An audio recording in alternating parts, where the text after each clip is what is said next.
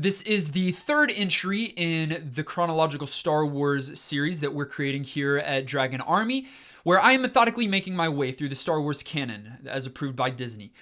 In this video, we are dealing with only 2 years, and that is 22 and 21 BBY, so let's get to it.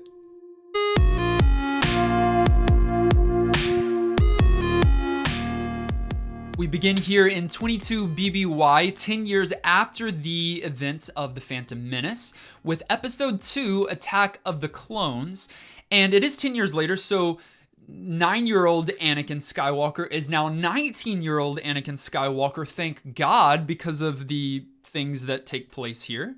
But Obi-Wan Kenobi has discovered the creation of this secret militaristic droid army by the Galactic Republic, the good guys that the Jedi are kind of serving and or working with, but the Republic itself seems to be falling apart at the seams. There's a new kind of bad, devious force, if you will, that the Trade Federation from the last movie is a part of, called the Separatists, that are causing some issues, and the Jedi, once again, are called in to bring peace to the galaxy. However, because of the rising tension, these peacekeepers are becoming more and more militaristic. In fact, in this movie begins their transition from these peacekeepers to these military leaders. The Jedi are actually having to lead this newly found clone army into this massive battle against the Separatists and all of their robots. They have got millions and millions of robots, by the way. And all of these Separatist robots behind the scenes are being led by this devious Count Dooku. This movie, in my opinion, is a little bit better than The Phantom Menace. Note, a little bit. The script is still bad, the line delivery still flat, the CGI, and there's a lot of it, is quite questionable. The romance is quite uncomfortable. Again, thankfully, we've got a 19-year-old Anakin at this point, but Padme is much older, and she continually resists Anakin's flirtation and him coming at her, but she says no, he says yes, and I guess the yeses have it at the end. At the very end of the film, Anakin and Padme secretly get married. War's brewing. They just barely escaped the Separatist clutches, but love finds a way. The only good thing about this movie is that it ends with the Battle of Geonosis, which marks the beginning the Clone Wars. But before that, we have a laughably bad comic collection called Jedi of the Republic Mace Windu. It takes place in 22 BBY as well, following shortly after the events in the film. And the story, unsurprisingly, follows Jedi Master Mace Windu on a little side mission of his to the Outer Rim. The story, though, is uninspiring, and the artwork is absolutely horrendous. In fact, I've never read or engaged with a comic or any kind of medium that has this bad of artwork. I'm going to try to put up an image of Yoda. This is just one example, but so many bad artistic decisions.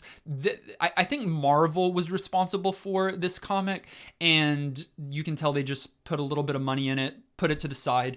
It's really, really bad. There's only one slightly redeeming factor in this comic series, and that is, to me, it introduced the character of Prosit Dibs.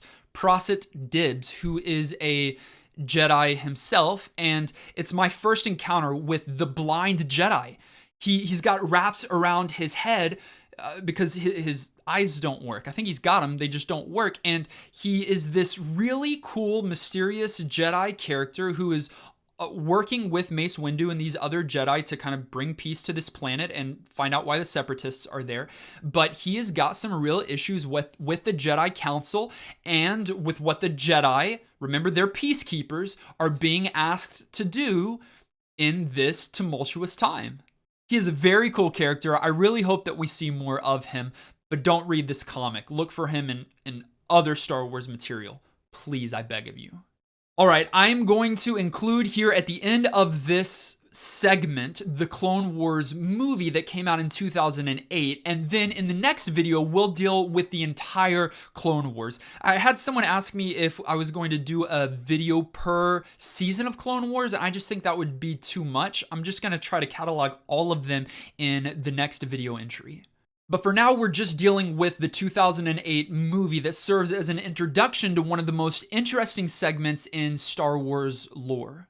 In this movie, Anakin Skywalker meets his new Padawan, Ahsoka Tano, who is an amazing character, and they embark on a mission to rescue Jabba the Hutt's son. Jabba the Hutt, remember that big, ugly creature from the movies? Well, his son has gone missing or been stolen, and so they go in search of the Hutt's son, and along the way, come into contact or have to defend and face the forces of Count Dooku from the previous movie and his apprentice Asajj Ventress, which first showed up for us in the early audio drama about Dooku and his turn to the dark side. So I don't know too much, but I believe that the Clone Wars movie is generally disliked by fans, but I think the problem is they're coming to the movie now after already having seen how good the show is perceived to be. And so they look at the movie and they're like, it should have never been a movie. It should have just stayed a show.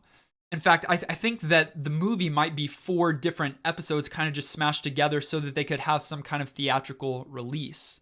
But it did come out first, and it was my first introduction into the Clone Wars and to that narrative and to that art style. And I just think it's well voiced, it's well animated, it's got a decent plot, and I will argue mainly in the next video entry in this series that we're creating that animation is where Star Wars thrives. I think that is the medium in which Star Wars has its best. I think that is the universe in which Star Wars shines brightest.